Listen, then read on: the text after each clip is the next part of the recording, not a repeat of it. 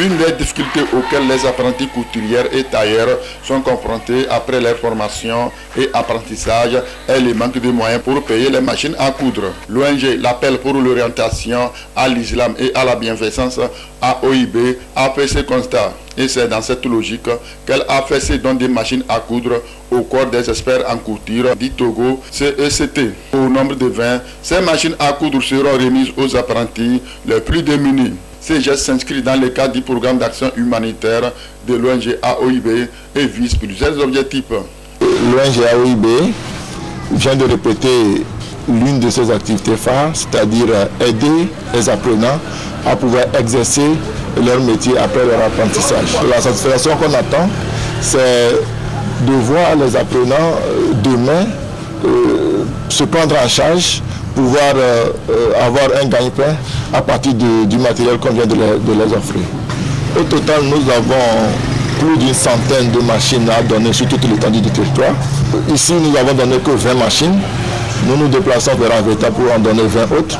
Le reste des machines seront données à l'intérieur du pays. Les machines sont destinées aux nécessiteux, aux apprenants qui n'ont pas les moyens de pouvoir s'acquérir le matériel nécessaire pour pouvoir exercer le travail. L'ONG AOIB est une ONG qui exerce sur le territoire togolais depuis plus de 20 ans. Nous exerçons dans plusieurs domaines, à savoir la prise en charge des orphelins. Nous avons plus de 5 000 orphelins qu'on prend en charge, à savoir la construction des mosquées. De par le passé, les gens pensaient, ou bien les gens ont une vision de l'ONG, c'est que l'ONG opère seulement pour les musulmans. Ce matin, nous sommes là avec la nouvelle vision de l'ONG, c'est que l'ONG est là pour tous les Togolais, pour toutes les couches, que ce soit que vous soyez musulman ou pas. Nous, on est là à aider l'être humain. C'est l'être humain qui est au centre des objectifs de l'ONG.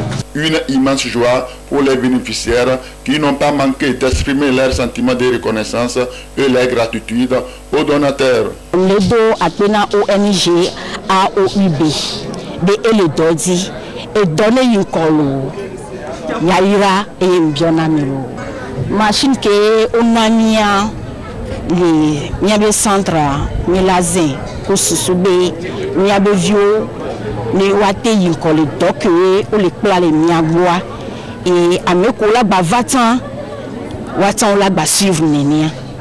Donc, vide gede daso machine qui est minami fifi avec bobori machine on le va le centre béni comme et après bureau et la accord de vie ko ti tente wulu o mete le wole kebe do wa mi la yo à son machine la bureau antilo. Nous sommes très émus pour les lots qu'on nous a remis. Donc quant à ce qui concerne l'usage de la machine ou des machines, nous allons veiller sur ça, les suivis. Et nos remerciements vont également à tous les promoteurs, que ce soit les partenaires extérieurs et internes, parce que nous avons besoin des machines.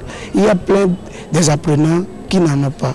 Donc nous sommes dans les besoins. L'ambition pour l'ONG AOIB est de toucher toutes les couches vulnérables. Elle compte dans ce sens sur l'appui des bonnes volontés et de ses partenaires. Notre ambition, c'est de pouvoir accompagner le gouvernement dans cette œuvre-là, à pouvoir permettre aux Togolais de s'auto-employer, de pouvoir se prendre en charge et de créer un revenu par personne individuellement. L'ONG AOIB intervient dans le domaine social, celui de la santé et de l'environnement.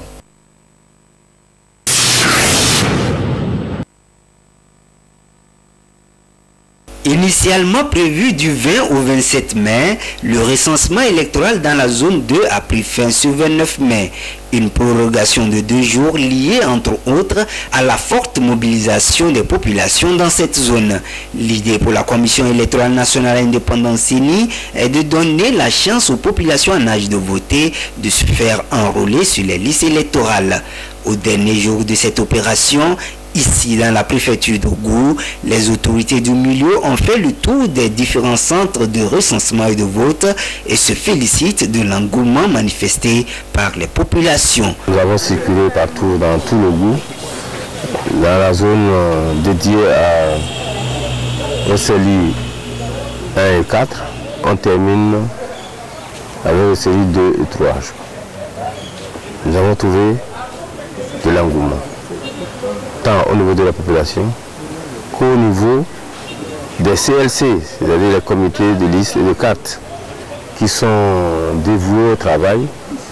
Nous, de notre côté, nous les avons soutenus. Tout le monde s'est levé comme un seul homme pour que les objectifs de recensement dans nos zones, surtout dans le goût, dans tout le goût, que l'objectif soit atteint. Ce résultat est dû à l'engagement des différents acteurs de la chaîne, surtout les OPS, qui ont acquis de l'expérience après le recensement dans la zone 1. Les chiffres sont très édifiants, ce n'est pas à nous de les publier. C'est du bon travail qui a été fait sur le terrain. De passage, je salue la mobilisation accrue de tous les cadres, les députés, les maires, les coordonnateurs, les ministres. Tous se sont réunis pour que la sensibilisation soit bien faite. Quand la sensibilisation est bien faite, les résultats sont là. Je félicite tous les acteurs. C'est le lieu pour nous de remercier une fois encore tous les organes qui sont impliqués dans ce recensement. Les agents, les membres des différents CELI qui sont déployés, les OPR, tous les acteurs impliqués, c'est le lieu pour nous de leur exprimer toute notre gratitude, toute notre reconnaissance pour le travail qui a été effectué. Avoir sa carte d'électeur est une bonne chose. Les cadres de la préfecture d'Ogo espèrent avoir cette mobilisation des populations pour les échéances à venir. La population est beaucoup sortie et il faut les féliciter. Je crois que pendant les votes, nous aurons à peu près le même résultat, tel que nous avons vu sur le terrain actuellement. Pour les échéances à venir, la Commission électorale nationale indépendante CENI veut constituer un nouveau fichier électoral. La dernière phase du recensement se tiendra du 5 au 12 juin dans la zone 3.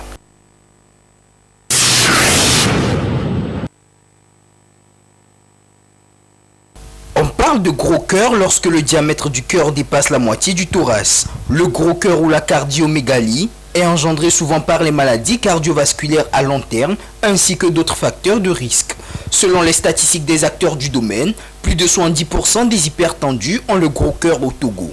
Pour détecter la cardiomégalie, plusieurs examens et analyses sont à faire. Le gros cœur n'est pas forcément synonyme de mort imminente. Il y a deux méthodes. La méthode directe, on ouvre d'abord le thorax et on prend le cœur, on le met sur la balance. La première mesure indirecte, c'est l'ECG, électrocardiogramme. Il y a aussi la radio du thorax. Elle permet de mesurer les distances, les diamètres du thorax. Au jour d'aujourd'hui, l'échographie cardiaque est un moyen sûr de détecter le gros cœur. Et lorsque, à l'échographie, on constate que la masse du cœur, le poids du cœur dépasse 115 grammes par mètre carré chez l'homme et 95 grammes par mètre carré chez la femme, on dit que cette personne a une cardiomégalie ou bien un gros cœur. Les complications du gros cœur peuvent entraîner l'insuffisance cardiaque, d'où la nécessité de connaître le mal, son origine et des comportements sont à adopter vis-à-vis de la maladie. Certaines causes sont plus pourvoyeuses de gros cœur. Chez l'enfant, ce sont les anomalies du cœur de l'enfant. Causes génétiques comme la drépanocytose qui finiront par donner le gros cœur. Chez les adultes, il y a 3 causes principales. En tête, l'hypertension artérielle. 1 200 000 personnes porteuses d'hypertension artérielle au Togo. Il y a les crises cardiaques, il y a les anémies. La prévention est le seul moyen de faire face à la cardiomégalie. Il existe 2 modes de prévention, la prévention primaire et la prévention secondaire. Prévention primaire, c'est-à-dire empêcher que l'hypertension artérielle s'installe chez les individus. L'alimentation doit être saine et équilibrée. En 2 mots, mangeons moins gras, moins salé et moins sucré. Activité physique adaptée à chaque individu. Par exemple, on doit marcher 30 minutes au moins par jour. Éviter le stress, les drogues aussi. Éviter le fait de ne pas dormir suffisamment. Prévention secondaire qui passe par une bonne prise en charge de l'hypertension artérielle, des crises cardiaques. C'est le médecin qui va intervenir à ce niveau-là pour donner les bons médicaments. Nous mettons l'accent sur le dépistage sans attendre qu'il y ait des complications. Mettre en application ces conseils permettra d'être à l'abri de la cardiomégalie. Consultez également les cardiologues en cas de besoin pour éviter des complications ou des surprises désagréables.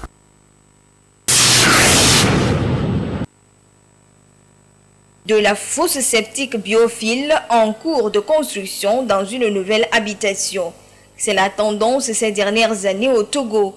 Beaucoup de propriétaires de maisons préfèrent ce système à cause de ses multiples avantages. Les anciennes fosses nécessitent à un moment donné des vidanges, ce qui pollue vraiment à l'environnement, nous le savons tous. Cette nouvelle biotechnologie appelée fosse biophile ne se remplit pas. Du coup, il n'y a pas besoin de vidange. Elle occupe peu d'espace et dure pendant longtemps, 25 ans voire 30 ans, sans vidange ni entretien. Si nous prenons par exemple les anciennes fosses septiques, il faut dépenser au minimum, même si vous avez un maçon dans votre famille, il faut dépenser au moins 500 000. Mais cette fosse biophile, déjà avec 250, 220 000, vous avez une fosse qui ne va pas se remplir, qui ne va même pas dégager d'odeur, vous déranger à un moment donné. Et puis c'est dimensionné selon les besoins de chaque ménage. Ce système de traitement biologique des déchets issus des toilettes est d'origine ghanéenne. Il fonctionne d'une manière spécifique. Cette fosse est basée sur une biofiltration. Lorsque vous chassez les matières fécales viennent dans ce que nous appelons biofil ou bien biodigesteur. Une fois arrivé ici, l'eau est immédiatement séparée des matières fécales et l'eau va dans ce que nous appelons par le sokawe. Une fois dans le sokawe, il y a des biofiltres aussi dans le sokawe, maintenant qui purifient encore de nouveau cette eau. Et l'eau maintenant s'infiltre dans le sous-sol. Dans l'endroit où les matières fécales restent, que nous appelons communément biodigesteurs, là-bas il y a des micro-organismes qui prennent maintenant le rôle de digérer ces matières organiques. En réalité, c'est leur nourriture.